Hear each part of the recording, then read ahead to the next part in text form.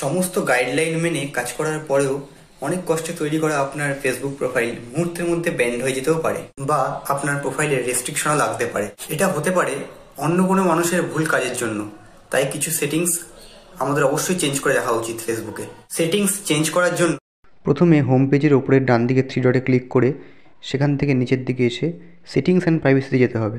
Settings and প্রাইভেসির মধ্যে প্রথম option যে সেটিংস, সেখানে ক্লিক করতে হবে। এবার নিচের দিকে একটু স্ক্রোল ডাউন করে নেমে প্রোফাইল অ্যান্ড ট্যাগিং যে অপশানটা আছে সেটায় ক্লিক করতে হবে।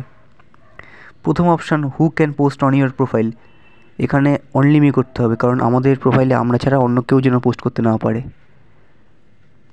এবার এখানে বাকি অপশানগুলো যেমন আছে তেমনই রাখবেন। এবার নিচের দিকে রিভিউইংয়ের যে অপশানটা আছে, রিভিউয়ের মধ্যে প্রথম অপশানটা অফ থাকলে ওটাকে অন করে দেবেন। এটার অর্থ হলো আপনার পোস্টে যদি নিজে থেকে কেউ ট্যাগ হতে চায় তাহলে আপনি অ্যাপ্রুভ করলেই সে ট্যাগ হতে পারবে।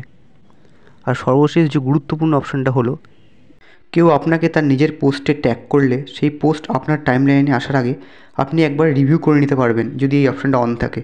এক্ষেত্রে আপনার কমিউনিটি গাইডলাইনের বিরুদ্ধে বলে যদি মনে হয় তাহলে আপনি ট্যাগটা রিমুভ করতে পারবেন।